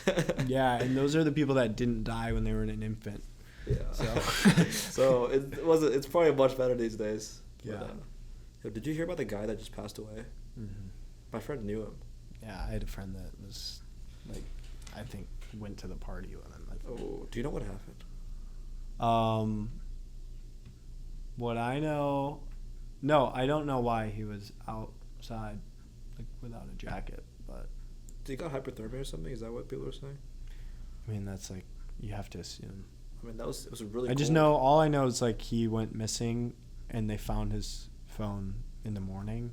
He was like, well, that's not good. And he wasn't at a hospital. And that's when it was like, oh. So, but yeah, that's really sad. Yeah. Like, it's insane. Yeah, I feel bad for I feel way worse for everyone that like knew him. Yeah. This is kind of like, I don't want to say funny because we're talking about like this kid passing, but like I've been on the Michigan Concrete Canoe team's email list for like. Wait, sorry, what? The Michigan Concrete Canoe team, project team. Okay. I've been on their email list since Concrete Canoe. I don't know why I've been on their email list for years, and like I always just delete them right away, but then like today I got one that was like, oh, like one of our members. Yeah, he was like a member of it, and it was like, wow. This guy's a sophomore. His family lives in Alaska or something. Yeah, which is like that's like, damn. Yeah, they're far away. Like I don't know, like what you even do.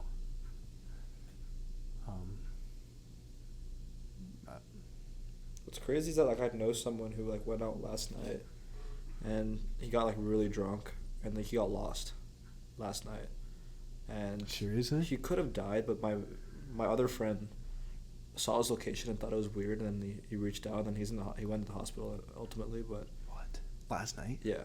Wow. And it was pretty cool.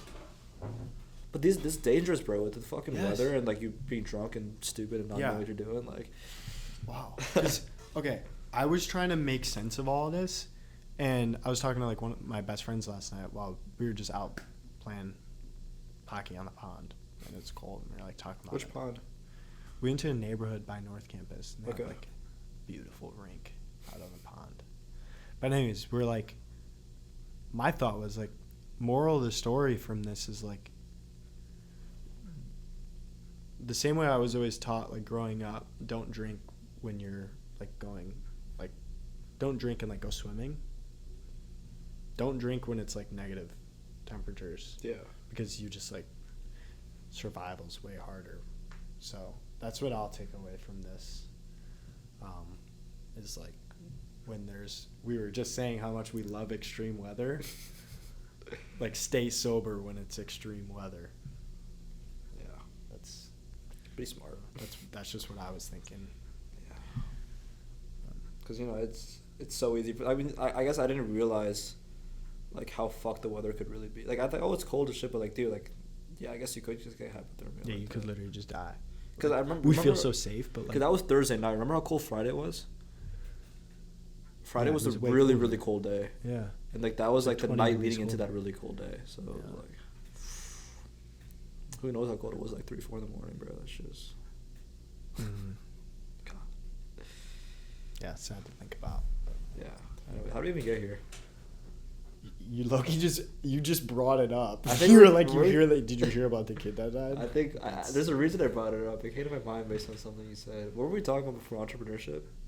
Yeah, that had nothing to Where the do hell with did it. that come from? Oh, we're talking about like 1,700 sailors and peasants and dying as an infant. That's why. Okay. Yeah. But yeah, I don't know. I think these days it's so easy. I mean, I think one thing you wrote on your list was like with phone addiction, right? I mean, I think because it's so, we as humans love rhythm. It's so easy to just be the guy that just goes to class and goes to the gym and goes to bed, right?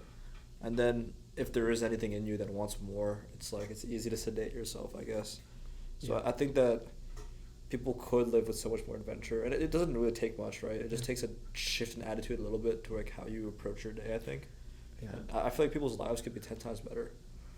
You need adventurous hobbies. I do. I do too. Yeah. Like,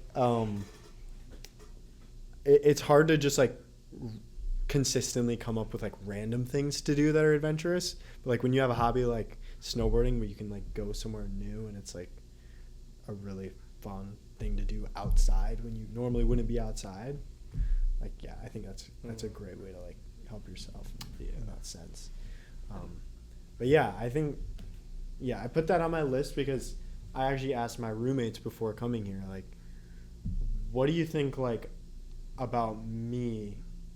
Like, what do you think I could offer that's, like, interesting to talk about? And they said, like, phone, like, discipline with your phone and, like, and that kind of thing. That's how you shoved it across the room, right? You want to touch it. Oh, yeah, I didn't mean, yeah.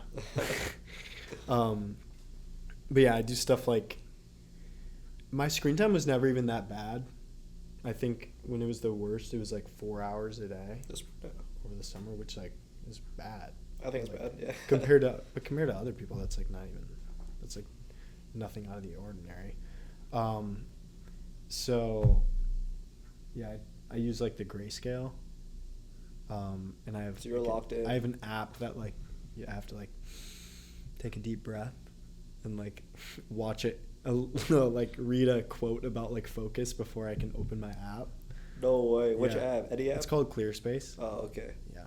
I feel like I'm in an ad. You see those ads where it's like it's like an ad where it's like a podcast. It's like I use ClearSpace. Like the Calm app also comes up in ads so many times. Yeah. But no, it's like it is genuinely like super super helpful, and like your phone being in black and white, making it less like dazzling. Does it really help that much? Yeah, it actually does. Okay. Like, because when you're watching a video that's like in black and white, but everything around it, like your real life, is in color. Oh. It makes it a lot less like stimulating. Interesting. Yeah. I had grayscale on for a bit, but I was like, why am I doing this? I didn't really think about it. No, that's the reason. Yeah, that's pretty cool. I know. So, how would you describe your relationship with your phone now these days?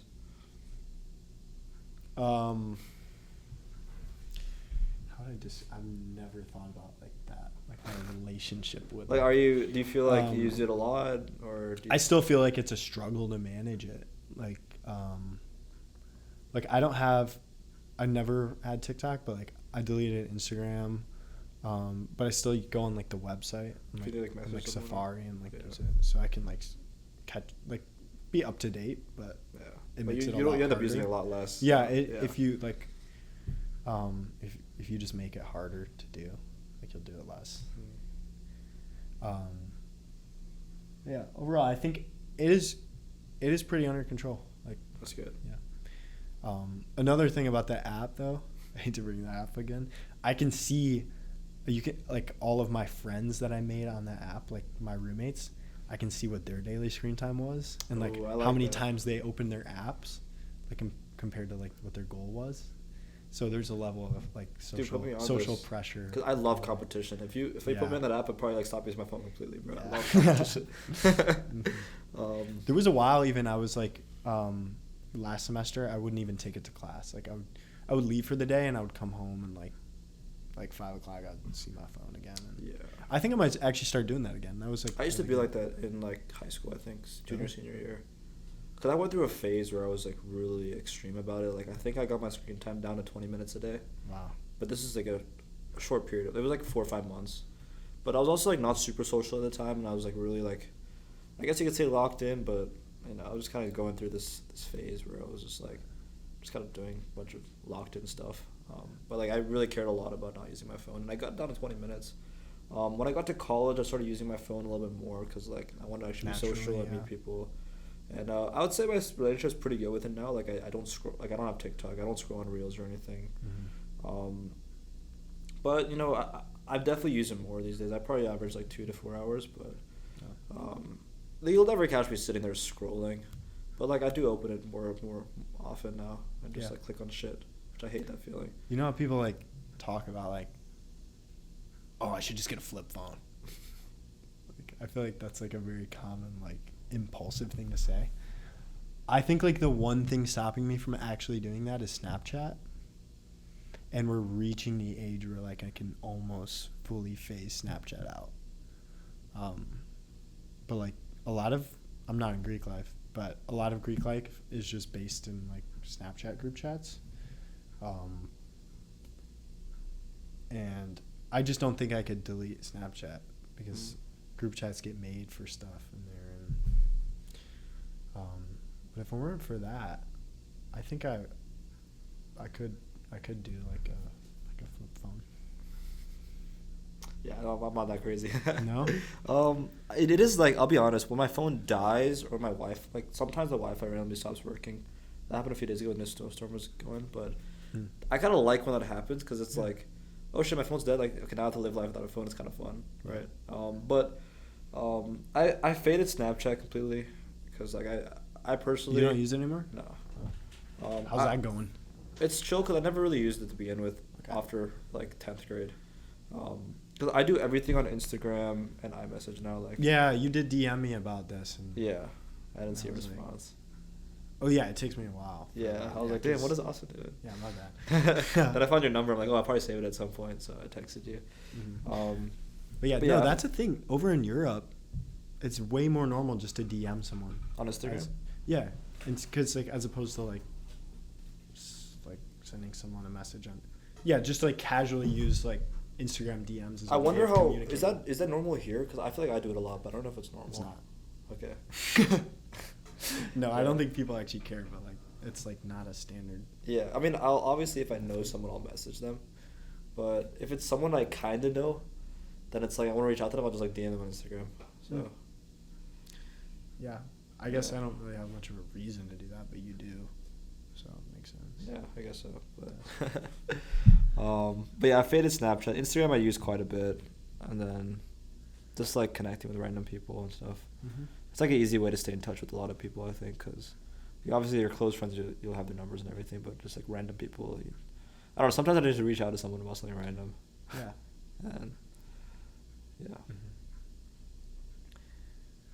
I've been thinking about that though, like how you can kind of get like your social interaction out of like social media. Like you can kind of get that fix.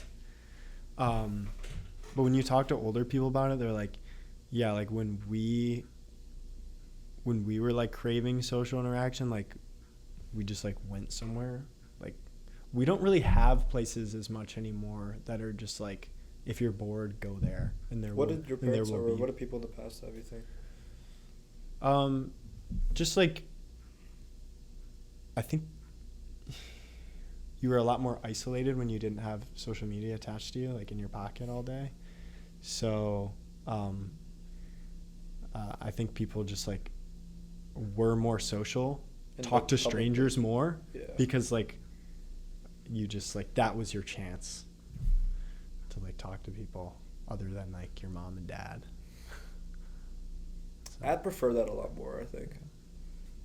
I prefer that a lot more. It's But literally, like, people just watch TikToks of people just talking, like, to their phone. Because I think it's, like, just, I'm not a psychologist, but I think it's just, like, we're social animals. Like, Yeah, we need it. yeah.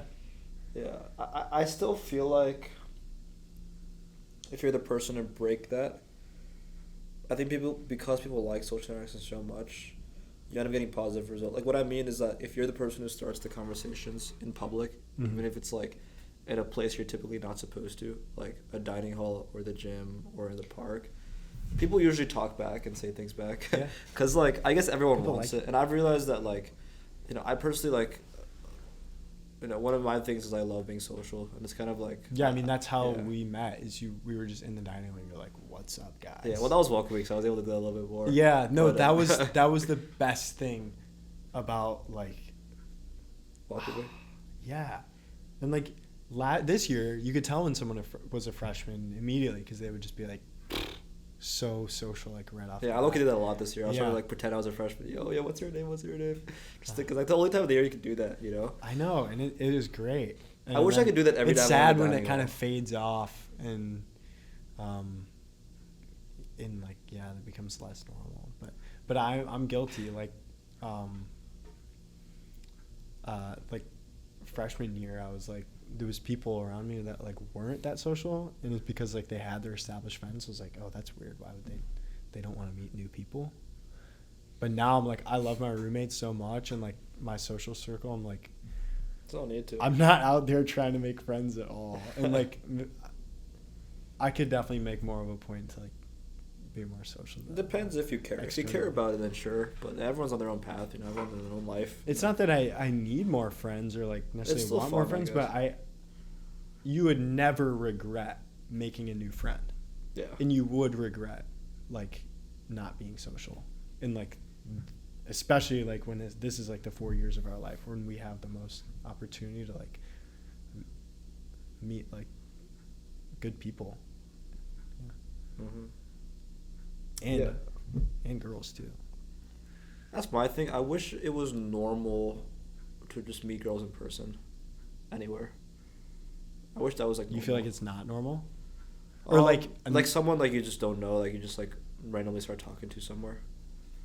I've wondered about this, because in the movies, like, in older movies, they're just like in the diner and they just, like, walk up to the table of girls. Okay, that's what I do. Really? Yeah, I mean, Okay. the thing is, You're vintage. Kind of. I mean, I'd like to just start a conversation with some, like, Yeah. because, you know, there's other. I mean, I think these days most people. I mean, you can correct me on what you've seen in your own world, I guess. Do you have a girlfriend or no? No. I feel like most friends that I have, like, they'll meet girls, like, through mutual connections. Mm-hmm. Right. That's a really good way to that's do very it. popular. That's great, you know, because they're already kind of vetted, or they'll meet girls that they occasionally see, like, often, maybe through groups they're part of. Mm-hmm. Usually those are, like, the most popular ways. Like, someone sets you up, or maybe at Skeeps or something. But, like, I don't know. I've never, like, been a part of a group where I've, like, seen, like, a girl consist. I kind of just, like, start conversations with girls as I'm going about life, and, you know, it does work sometimes. Like, I've, you know, off of this cold approaches, I've, like, land dates and, like, cold and, like, talking stage and stuff, but it's pretty hard usually. Like, usually they don't go anywhere, and I just wish if there was, like, no other way to meet girls, then it's like, I feel like they'd be more open to, like, going on a date or something with somebody. I think that's met, also, like, social know? media is a big change where, like, that's less normal now. Yeah. It's more normal to, like, add a random person on Snapchat that you don't know and, like, text them than it is to, like, just cold approach someone face to face. I wish that was normal. That is so weird that's, like, less normal than, like, DMing a random person. I feel like life would be a lot more fun if that was, like, normal. Like, that's how you meet people. Even just guys, just like, that's how you meet people. If you're confident, I think it can work. Yeah. There's exceptions. Like, I would never approach a girl in the gym. I don't know if you have, but, like, I think it's so much fun. Really? The one time I approached a girl in the gym and I was talking to her for, like, 2 months. Oh, really? Yeah. Yeah, I just feel like I don't know. That seems like more like a sensitive place, but. I mean, I'm not, like, worried about it. I'm not going to go up like, hey. But it's more just like, you just start a conversation about something stupid, you know? Yeah, I don't know. Trying to figure out the world. But yeah, definitely we as a generation need to talk to more strangers. I think there's a I remember seeing like a book that was titled something like that. I gotta maybe find that book. Talking to Strangers? Yeah. That's like a Malcolm Gladwell book. Is it? Who's Malcolm Gladwell? He's like this... He's famous for like writing about Yeah, stuff he's a like good that. writer. My dad likes him a lot. Talking to Strangers. I don't even know what the book's about. Yeah, it's by Malcolm Gladwell. Explores why we misinterpret people we don't know. Using case studies. Like Amanda Knox. Have you heard about the Amanda Knox case? No. She was an international student studying in Italy, study abroad. And her apartment got broken into. And they murdered her roommate.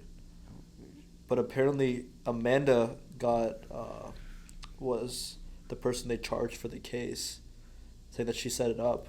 What? And then she said that she served time in Italian prison. And then she got out of prison, and then she went on this like huge she became like this public celebrity, like speaking against this. It was pretty insane. Wow. But anyway, so he talked about the Amanda Knox case, Bernie Madoff case, Sandra Bland case, to argue that our tools for understanding strangers are flawed, leading to disastrous consequences. Okay, so it's not what I thought the book was about at all. I completely judged the book by its cover. Yeah. But talking to strangers. It did make me think like, yeah, maybe we need to talk to more strangers. Yeah. Because older people do it. Yeah. Yeah, older guys will like literally say anything to you in public to start a conversation. I wish it was normal for me to walk into Mojo Dining Hall and sit with a random guy every day. But I wouldn't do it because like that's weird. Yeah. I wish it was. Gotta wait for your welcome week. You get that. Yeah. Because freshman year I did it for the whole month of September. Mm-hmm. This year after welcome week I'm like, dude, it's getting weird. I'm a sophomore, so I didn't do that a lot this year. But I feel like I am the kind of person to start conversation with strangers pretty regularly. Yeah. Like that's one thing I am proud of. Like if there's one thing that I'm proud of about myself, it's like I literally like yesterday I was walking. I want to work on that. I was walking and I just hear this guy on the phone with someone and he's like, oh yeah, Gecko Robotics sounds cool. And I'm like walking, I'm like, Gecko Robotics, that sounds so familiar. I go to my phone and I check and like this girl I had on my podcast last summer who like graduated from Michigan worked at Gecko Robotics. So I literally go up to him, yo, Gecko Robotics. Like I know someone who works there and I start talking to him and then like just like stupid stuff like that I feel like it happens to me like every day. Yeah. There's like I'll just like feel the urge to talk to someone and start talking. And, there's a bus driver that drives the Bursley Bates named Terrence. Yeah. And he is like prime example. Like every time I'm on the bus, he like is talking to someone. And sometimes I'm lucky enough that it's me. Because he's so nice and he's just like an expert boomer Gen X example of just making friends with strangers, talking about anything. Yeah, I think it's cool. Yeah. It's cool to be how everyone's in their own world, doing their own thing, you know. Mm-hmm. And that would be a cool idea. Like you could have a podcast where it's just like two strangers. I wonder if that's a someone's thing. brought that up for me actually. Really? Yeah. I mean, sometimes my podcast is literally like someone I barely know. Like I feel like I know you kind of well, but sometimes I'll feature someone I don't know that well. Like I think the prime example of that is Charlie Copeland. He's up there. I thought you were gonna say Charlie Kirk. I was like, no. Yeah, I had him on, bro. So yeah, last winter he was on the boxing team last year too. I don't know if you know him, Charlie Copeland. Last fall. I don't know where. No, that was before I was on it. Yeah, so this guy. He been on 3 times. 4 times. His other one's over there, 139. But it's funny. Like they're always spaced out by like 9, like 79, 119, 139. Anyways, 97, I guess, kind of broke the streak. But that's fun. His story was funny because he's a stranger I just started talking to one day. Oh, because, really? I was on like the rope extension, so I'm waiting. I'm like, yo, you want to work in? He worked in with me. We had like a small conversation about something, and I went up walking off, right? And I saw him like lying flat on a bench later, like doing bicep curls, like lying flat on a bench. You mean like looking? Like literally, like a bench was like flat. He's looking at the roof and he's doing bicep curls. And I go out there like, what the fuck are you doing, have some bro? special shoulders to do that. I started asking him like, yo, bro, what are you doing? He starts explaining, yo, I'm just trying this thing out. It's actually a crazy stretch. I gotta try it. I tried it. I'm like, yo, I actually kind of like this too. And I got his number and we ended up like doing a lift together once. And then I never spoke to him again. Oh. Right? And then 3 months later, I see him in the gym. And I had like a little small talk with him. And I'm like, yo, I needed someone to podcast that week because I don't have anyone. So I'm like, yo, you want to hop on the podcast? He's like, oh, that sounds pretty cool. Mm-hmm. Did a podcast. We talked for 2 hours. I'm like, holy shit, we're so similar. Yeah. And he's like my best friend now. That's so cool. So, but honestly, things like that happen all the time with the podcast where you're just like, you never know a lot about a person, right? Like, I think after these 2 hours, I'm like, I think we have a lot in common too. You know? And that's what's fun about this because you realize how connected we all really are. Mm-hmm. Like, I felt like a very similar feeling in like 80 to 90% of my podcasts where I'm like, damn, me and this guy have a lot in common. Yeah. And I think everyone has a lot in common. Yeah. Honestly, like, a good example of that is my roommates. Like,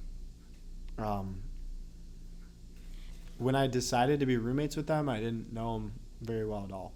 Maybe I hung out a couple times. And you never know, like, how well you're going to get along. But the more I get to know, like, every single one of them, like, the more I'm like, yeah, I, like, really get along with this person.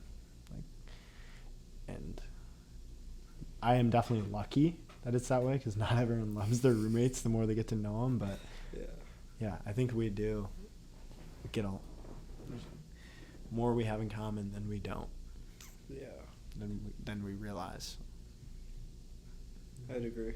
And I wish everyone could like sit with someone with no phones for a couple hours and just talk and see where it goes. Yeah, actually, we just started doing that in my house. I like it.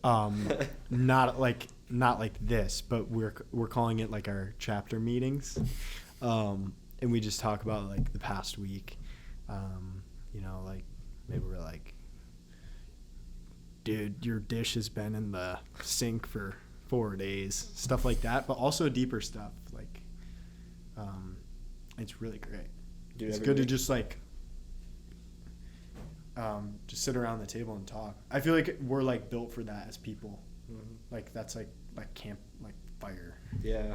Like dude, I'd love to do a campfire podcast. Yeah, that'd be sick. That's a good idea.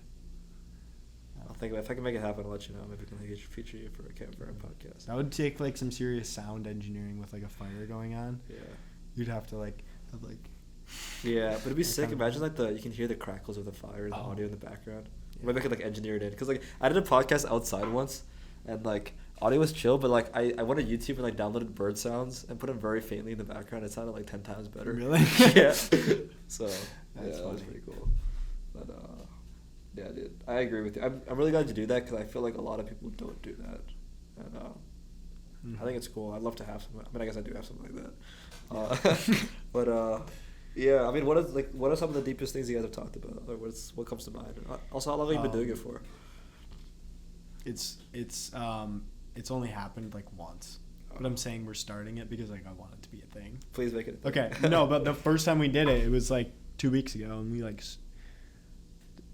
It normally happens like randomly. We're all together and we can have like that kind of chat, but we did it intentionally for the first time a couple weeks ago.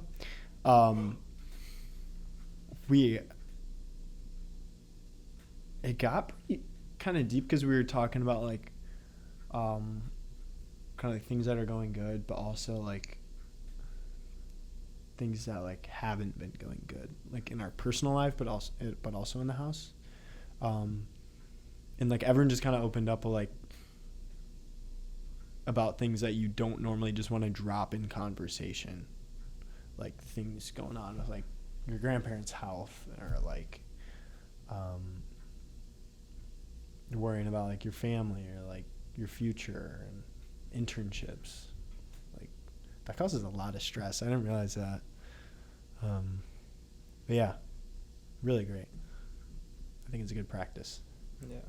Well, I'm gonna text you a few weeks from now and be like, you guys are still doing the thing, right? Keep you accountable. Yeah. I think we might when I get home tonight. We're planning on doing it. That's good. And I'll be warmed up because I've already. Yeah, you've been going for hours. Uh-huh. You're gonna kill it. Yeah, I'll lose. Yeah, man. Is there anything on your list that we missed that you like really want to talk about today before we get close to the end? Or did we kind of naturally? We can. To recap, we did talk about Thailand and Shanghai. The auto industry, yeah. Snowboarding, winter sports, yeah. Entrepreneurship, yeah. We kind of just get to everything. Climate, sustainability, a little bit. Running and lifting a little. Phone We discipline. didn't get too deep into lifting.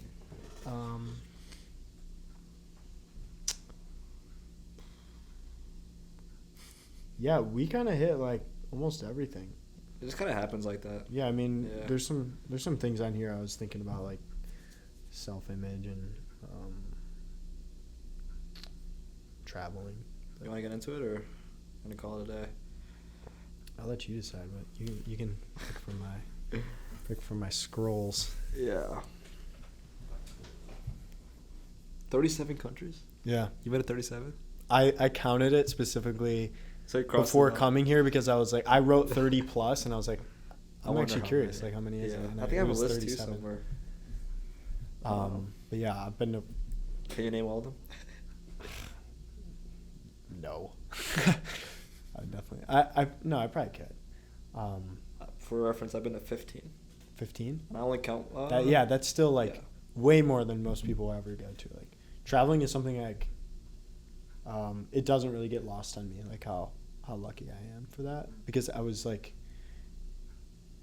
It's not even like it was on my own dime. I was just lucky that like I was born into a family that we were sent across the world and like had the opportunity.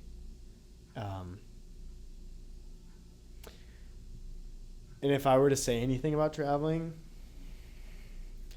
like stuff about like Anthony Bourdain. Name sounds familiar. Remind me. He's known for just like very immersive traveling where it's less about seeing like the bucket list places and more about like really connecting with people wherever you go. I like that a lot. And it's easier to say after you've been to like 15 countries where like, yeah, I just want to like experience a place and like instead of like, but if you've never seen the Coliseum, like you just want to go see it. But yeah, I think the direction travel needs to go more. Or like, I think, no, not even that. I would just say like, I think travel is way more fulfilling when it's like, when your intention or your goal is to like, just go like really figure what a place is all about. Mm. Yeah. But that's what I was thinking when I wrote down like travel as a topic. But I relate to that a lot too, because I love traveling with family and everything, but I think it often becomes kind of like the bucket list kind of thing, and that's fine. Like I love road trips. Like we end up going road trips with the family. We cover a lot of things, but yeah, when I've really thought about what it would feel like to experience the country, you kind of have to do that alone, or maybe with a small group of friends. If you want to do it the way you want to do it, like you kind of got to go alone. I think probably the most influential trip of my life, like, it will be the most influential trip of my life, is the summer after graduating high school. Me and my friend Lucas, we found a flight round trip to Copenhagen for like $400 something. We were like, dude, let's ask our parents if we can go without our parents. and they were like, we made it happen. And it was like traveling, not only without my parents for the first time, but also internationally, with just a friend. It was just like euphoric. And it was like a totally different type of travel. Like, I love traveling with my family, but when you're in charge, and you're just like with your friend, it's way more of like way more thrilling. But yeah, that was special. I like it, man. Yeah, and then a lot of the countries I picked up was this past summer because I was studying abroad. So you hit a lot. Yeah, I think I got like near Spain. 7. I was not in Spain. I was in Prague. Okay, I'm trying to study abroad in Prague next year too. Really? So, In the summer or over the winter? In the winter. Okay. Yeah. Yeah, I'd recommend. The winter might be like, everyone goes to Spain because it's warm. Prague is, I don't know if it'll be snowy and nice or just like kind of We'll see. Soviet looking. We'll see. In the winter. Yeah. But yeah, It's a cool it was a story. great experience. I wonder out of the countries I visited, how many of these you've been to. But Wait, yeah. What's the So I have favorite place you've been? probably Iceland. Yeah, Yeah, I know you've that's been. yeah. That's my I've favorite. been and it's definitely up there because it feels like a different planet. Mm-hmm. It feels like you're on a planet, like a different planet. Yeah, it's just so flat and empty, but then it's the most beautiful stuff, right? Mm-hmm. What's your favorite out of 37? Oof. I will say Iceland is up there, along with like New Zealand. Those are just like really extreme, cool landscapes, and I'm like a nature guy when it comes to travel. New Zealand, that's somewhere we want to go to. So. Yeah. Been Australia. Australia's pretty cool. Iceland is just like everything about like a nature trip that you'd want all together. Yeah, it's pretty remarkable. Mm-hmm. But I'll go in order. Like, this is the order in which I visited them throughout my life, and you can Yeah. say you've been or haven't. But USA, India. I have not been to India. It's interesting. I wonder if you'd like it or not. But I will say, like, when I lived in Thailand, my dad literally for a year went to India once a week. He for like Monday through Thursday he was working in India, and then in the weekends he was back. That's pretty far, kind of, So, right? How many hours flight? I want to say it was only like 4. Okay. No, I could be way off. But anyways, Yeah. he like basically lived in India for a year. Did he like it? Because I feel like it's a mixed bag. I feel like a lot of people don't like it. Some people like it. It is pretty crowded. I think he went to Chennai. Okay. When he was going, and like he liked the people he worked with, and That's good. but he was always just posted up in like a Hotel. pretty nice hotel. Yeah. It's not like he was like really traveling the country, but yeah, when I think India, I think of that period of my life when he was just like always in India. Yeah. Cool. But yeah, I really want to go. My brother's going next month because his girlfriend, or like her family's from India. Oh, are they Indian or? Yeah. Okay, sick. Yeah, they're brown. And her like cousin's getting married, and he's going with her. That'd be sick. And I'm actually so jealous. 'Cause Yeah. It's just it's like so different. Yeah. You'll make a trip at some point, I know. Mm-hmm. We'll talk about it. Yeah, but what else? Let's see. Yeah, so USA was first, India, France. Yeah, I've been to France. Monaco. Monaco? Yeah, Monaco. Everyone, dude, whenever I say Monaco, I always get Monaco? corrected. Yeah, Monaco. no, I haven't been. Monaco, UK. No. No? No. That's like probably the most obvious place to go that I haven't been. It's pretty cool. Costa Rica. Yeah. Iceland. Yeah. Canada. Yeah. Jamaica. No. Australia. Yeah, but I was like 5. Okay. I was literally like so small, I don't remember it. Yeah. Italy. Mm-hmm. Vatican City. Count it. Japan. Yeah, but not really. Also. Yeah. Norway and Sweden, obviously. Mm-hmm. Yeah. But That's I've it. been both those. Oh, that's sweet. Where do you want to go next? I want to explore the U.S. more. Really? Just because I feel like I have a bit more freedom, that it seems a little bit more realistic for me to actually do a little bit more solo traveling or friend traveling in the U.S. Mm-hmm. Try to do an international trip like that just seems kind of out of scope right now. Yeah. Plus, there's a lot of the west of the U.S. I haven't really explored. So I've gone to national parks and stuff, but like I was very young, and I've explored the East Coast national parks, but I really just want to get out to like Colorado, Nevada, California, Mm-hmm. all of the west I want to explore. Don't sleep on New Mexico. Yeah, all of it, bro. Arizona, New Mexico. There's so much shit. I was just in New Mexico with my family over winter break because my dad lives in Arizona now for nice. his job with Lucid. But Still Ford? no, Okay. Lucid. Oh, Lucid, right. Yeah. And like I was like, we're going to New Mexico over winter break. Like, what are we gonna do? But it turned out to be so cool. Oh, wow. Like I think every state you can probably like Yeah. have like a great road trip. I think so. Mm-hmm. And I want to drive like out to west, like from here. Mm-hmm. Take a while. My family did it in COVID because we were too scared to like fly, like peak COVID. So we Yeah. like drove all the way out to go skiing. Plus, I can't get a rental car over there, so I might as well drive myself Yeah. out there. And that is so weird that like you can't rent a car. I mean, come on, right? I mean, I can do it in Europe and shit, but Yeah. over here I can't. It's so sad. weird. I don't like get into that. I love driving.